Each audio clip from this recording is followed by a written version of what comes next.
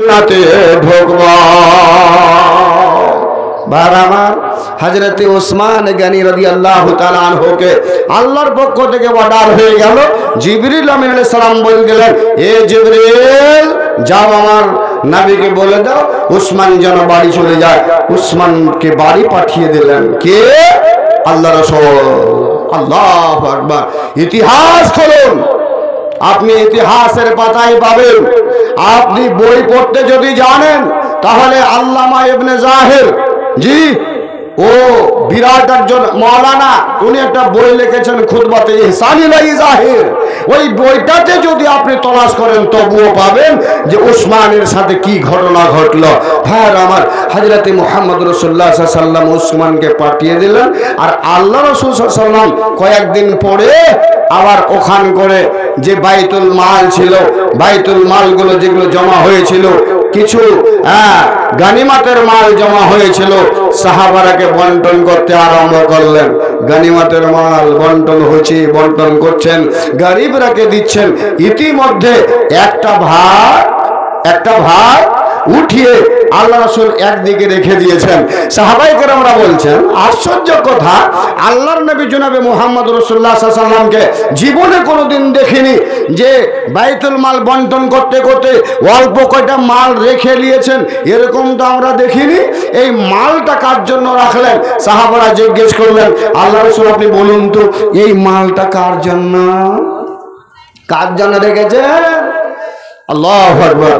রাসূল বলছেন, সাহাবায়ে কেরামরা তোমরা এটা চিন্তা ভাবনা করিও না, তোমাদের পীর হলো পেট ভারু পীর, তোমাদের পীর হলো নিজের পেটের জন্য, এরকম চিন্তা ভাবনা করিও না। তোমাদের পীর আখিরের নবী মুহাম্মদ রাসূলুল্লাহ সাল্লাল্লাহু আলাইহি ওয়াসাল্লাম। এ মানুষকে খাওয়ায়, এ মানুষকে দেয়, মানুষের কাছে নেয় না, মানুষের খায় না। আপনার নবী মানুষকে খাওয়ায়, মানুষকে দেয়, এরকম তোমাদের নবী। তোমরা মনে ভাবিও না এই মালটা নিজের পেটের জন্য রেখেছে, এই মালটা আমি রেখেছি ওই লোকটার জন্য যেই লোকটাকে স্বয়ং আল্লাহ রাব্বুল আলামিন একজন গাজী বলে লিখে দিয়েছেন।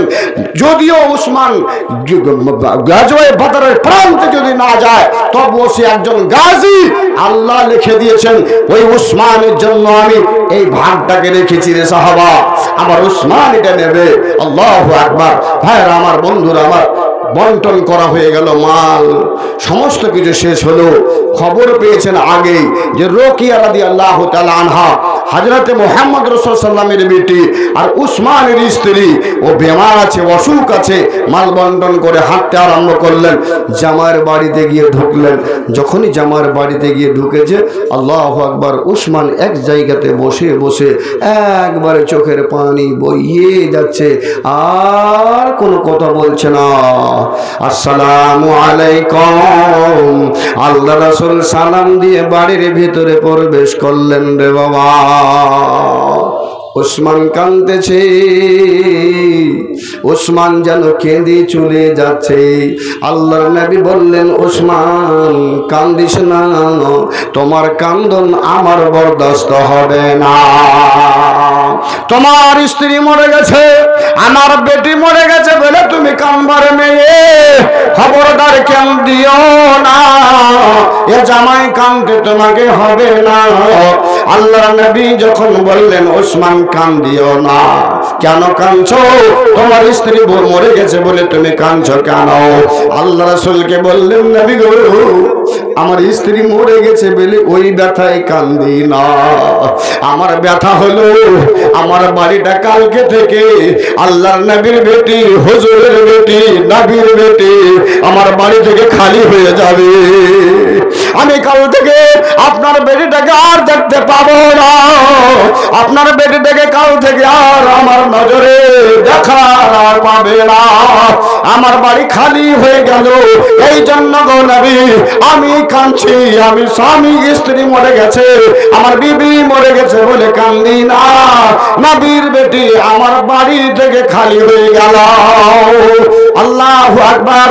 আল্লাহর নবী জনাবে মুহাম্মদুর রাসূলুল্লাহ সাল্লাল্লাহু আলাইহি ওয়াসাল্লাম সমস্ত সাহাবার সামনে বলে দিলেন, ওসমান রে, আমার আর একটা মেয়ে আছে গো, উম্মে কুলসুম, আমি নবী আমার উম্মে কুলসুমকে তোমাকে হেবা করে দিলাম।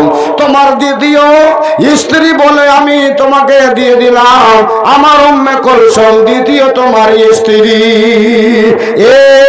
আমার ওসমান কান্দার প্রয়োজন নাই, আমি নবী তোমাকে আবার দ্বিতীয় বেটি দিয়ে দিলাম। কোন রকমের কোনো দ্বিধা নাই, কোন রকমের কোনো মনের ভিতরে কোনো একটু বেটি দিতে চিন্তা ভাবনা নাই।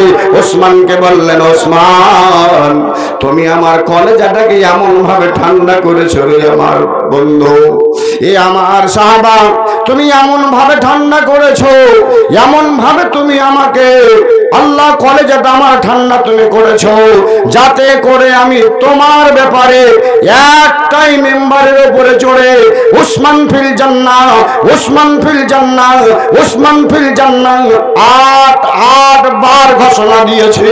তুমি আমাকে এত সান্ত্বনা দিয়েছো, ওসমান তুমি কেন্দ্র না, আমার দ্বিতীয় বেটি উম্মে কুলসুমকে দিয়ে দিলাম, এটা তোমার দ্বিতীয় স্ত্রী। সুবহানাল্লাহ।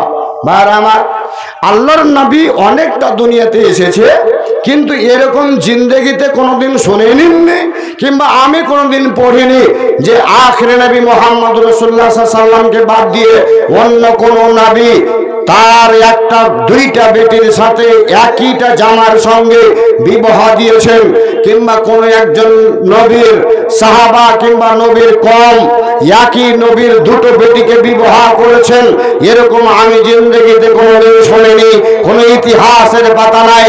কিন্তু আল্লাহর নবী আখিরে নবী মুহাম্মদ রাসূলুল্লাহ সাল্লাল্লাহু আলাইহি ওয়াসাল্লাম তিনি একজন ছেলের সাথে দুটা বেটি দুটা কন্যার বিয়ে দিয়েছেন। আর উসমান হচ্ছেন আখিরে নবীর এমন একজন জামাই যে নবীর দুটো বেটিকে বিবাহ করতে পেরেছেন। কত বড় নসিবওয়ালা, কত বড় তাকদীরওয়ালা, কত বড় সে একজন খুশনসিবওয়ালা। ভাইরা আমার, আল্লাহর নবীর বেটি উম্মে কুলসুম আবার কিছুদিন পরে তিনিও দুনিয়া থেকে ইন্তেকাল হয়ে যাচ্ছেন। আল্লাহু আকবার। যখন এই দ্বিতীয় বেটি ইন্তেকাল হলো, আল্লাহ রাসূল সাল্লাল্লাহু আলাইহি ওয়াসাল্লামের সাহাবা উসমান আবার খবর দিলেন, নবী গো, শ্বশুরজি, আমার স্ত্রী আপনার দ্বিতীয় বেটি উম্মে কুলসুম আবার দুনিয়া থেকে চলে গেলেন, বাড়িতে আর নেই, হারিয়ে ফেললাম আমার স্ত্রীকে। হায়রারে, সঙ্গে সঙ্গে আল্লাহর নবী গেলেন, বাড়িতে গিয়ে হাজির হলেন, চোখটা দিয়ে ঝরঝর করে পানি নামছে। হায় হায় হায়, আমি একটা তার বেটিকে পেয়েছিলাম, আল্লাহ রাসূলের বেটিকে একটাকে পেয়েছিলাম, সেটা দুনিয়া থেকে চলে গেল। আবার দ্বিতীয় বেটিটা আমাকে দিলেন, এটাও দুনিয়া থেকে চলে গেল। আমার কি বদনসিব, আমি কি এরকম কপালে পড়া যে আমার বাড়িতে নবীর বেটি থাকলো না, আমি বেঁচে থাকতে থাকতে দুইটা কন্যা রাসূলের দুইটা মেয়ে তার আমার বাড়ি থেকে সে মরে গেল। হায় হায়, কাঁদছেন। আল্লাহ রাসূল আবার হাজির হলেন। আবার হাজির হওয়ার পরে আল্লাহ রাসূল বললেন, ওসমান কাঁদছে কেন বাবু?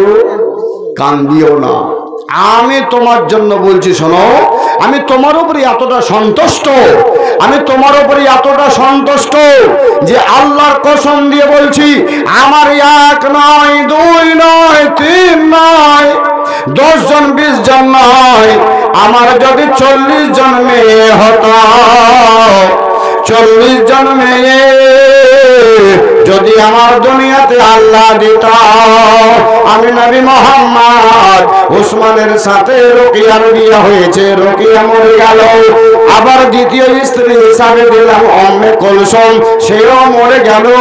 আমি তোমার উপরে এত বড় সন্তুষ্ট, আরেকটা মেয়ে হলে আরেকটা মেয়ে তোমাকে দিতাম, ফের ওটা যদি মরে যেত, আরেকটা মেয়ে থাকলে সেটাও করিয়ে দিতাম, সেটাও যদি মরে যেত। এরকম করতে করতে